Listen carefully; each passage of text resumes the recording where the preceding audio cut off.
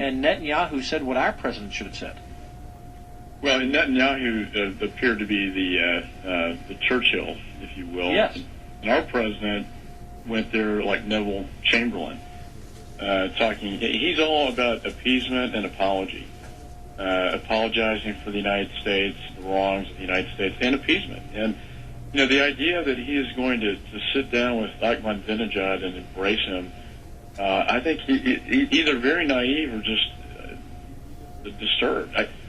The visual of him giving Hugo Chavez the high five down at the summit of the Americas, him scrapping the missile defense system to coddle, if you will, with Russia and Iran, sends just the wrong message to our enemies, and a terrible message to our allies like Israel, who is looking at a nuclear-armed Iran within a matter of probably a year with missiles to deliver that directly to Israel. And I can tell you privately, and I'm on the Foreign Affairs Committee as well, that the talks that have been going on privately with Netanyahu send very strong signals that Israel is very, very nervous about what this president is doing. They're very concerned.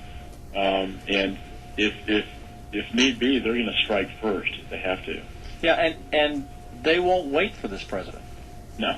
No, and what's interesting, Michael, is this president and the left wing of his party that wants to pull. I want to talk about Afghanistan as well. That wants to pull all of our troops out at this point, despite the fact that this president campaigned on the fact that that's where the terrorists are. It is that if you look at what he is doing, he's actually making the world more dangerous by his weakness. It's like on the economic side, he's hurting business by raising taxes and increasing government regulations. In healthcare, he's going to make it worse for people by trying to give more to people. Everything he is doing is going to have the opposite effect of what he wants. I mean, I'm sure the guy wants peace. I'm sure he wants a better economy. I'm sure he wants people to have health care. But everything he is doing and the people around him are the absolute opposite of what he should be doing. Yeah, and we can talk about the domestic policy mistakes he's made, cap and trade, health care, but when you look at foreign policy, I mean, his first decision was to close Guantanamo. I went down there and saw Khalid Sheikh Mohammed, the mastermind 9/11, bowing over his prayer rug to Mecca. It was a chilling experience, and yet now he doesn't know how to deal with it. He made the decision to close it, but he doesn't know what to do with it.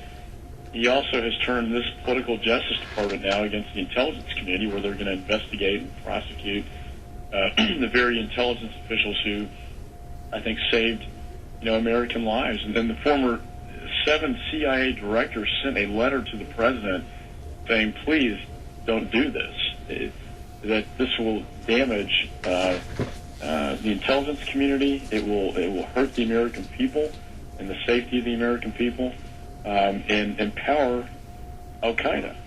And they're very clear about that. And also there are foreign services that we share intelligence with. They're not going to work with us if we're going to have this kind of policy. The missile defense shield, I mean, this guy, I got to tell you, Dan, it reminds me so much of Jimmy Carter right now. Yes. On steroids. And I didn't think it could get worse than Carter, but it is. And I think the positive way I see this is out of these ashes is going to come a Ronald Reagan. Somebody like Reagan's going to come out. And I really think he is going down, both domestically and foreign policy, the absolute wrong path. Right.